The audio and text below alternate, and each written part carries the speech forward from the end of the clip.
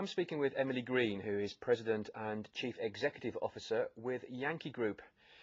Emily, you've been at the helm of the company now for about 1.5 years, and today here at Ctia, the company is changing. How? The company's changing first and foremost from the adoption of a new mission, a mission to give the company a very singular point of view and to drive all the research, all the data we gather, all the advice we give, all the conferences we run, everything we do around one perspective. And that really comes from the history of the company. Over 35 years, we've been doing research in communications and connectivity. But over the last couple of years, what's happening in connectivity is accelerating dramatically. And we stepped back from that in the past year and said, what's happening is tantamount to a revolution. It's massive. Mobile revenues are eclipsing fixed line revenues. Mobile music and downloaded music is eclipsing conventional, traditional forms of music. There's this incredible transformation in communications and media and entertainment.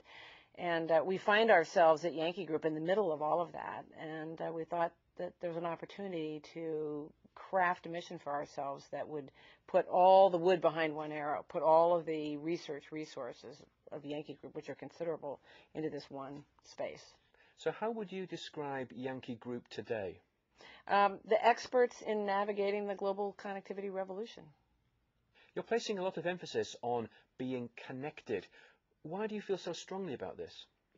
Because if you think about the things that are changing for consumers and businesses, it's really as a result of three factors. I think you could trace virtually everything back to three things happening. One is TCP/IP, this standardized de facto technology for moving anything around is an incredible convenience. Second is broadband. The fact that we now have this high capacity way of moving lots of packets around transforms what you can conceive of doing with a network. And the third is wireless. Once you can be untethered and you can move around and be nomadic but still have what you want with you, that's transforming. And those three things together are what I think is spawning this incredible transformation. Now, to coincide with the launch of the company's transformation here at Ctia, you're also releasing 3 major new research reports. Tell us about these. Last year, when we said we're going to make the mission of the Yankee Group nothing more and nothing less than the impact of connectivity change, we said we're going to focus on 3 areas. One is the network itself, what's happening to technology and the business of the network. Another is what's happening to the consumer as a result of that connectivity change. And the third is what's happening within the enterprise as a result of connectivity change. So today we've released the first of some seminal research that we're doing over the course of the next 2 years on those 3 areas. The first one is a piece of work that we're calling the profiting from the uncertain business models of the anywhere network. The idea being that the old business models of providing subscription services in the network are being blown up as we speak, and Google and Vonage, even given their legal issues, and Skype, all the bizarre new sort of web-based business models are to blame for the explosion of sort of old guard of the network business model.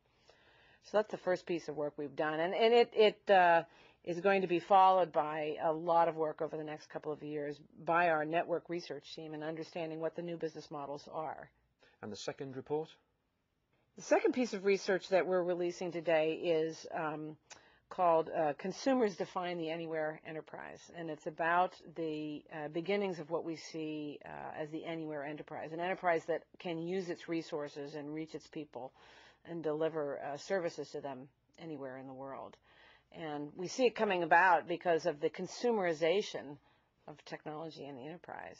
As employees bring shiny new objects to work, and bring those toys to work, and start saying, well, gee, why can't I have my corporate applications on this device? I want to use this.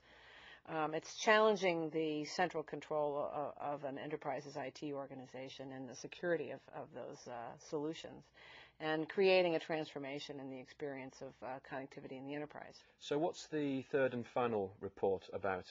It's called The Battle for the Anywhere Consumer. In the same way that we see the enterprise being transformed by the introduction of ubiquitous connectivity. We see the consumer being unleashed, unfettered by the shackles of a much more rigid experience with technology and connectivity over the last couple of decades, and let loose with wireless broadband experiences to have the products and services they want anytime and anywhere. But we see an enormous battle ahead between the conventional providers of experiences for the consumer and a whole new group of guerrillas gunning for those same consumers. And the first piece of research that we've done is defining some of the rules for how to find an anywhere consumer today, what they're like and what they do. How global is the transformation of Yankee Group?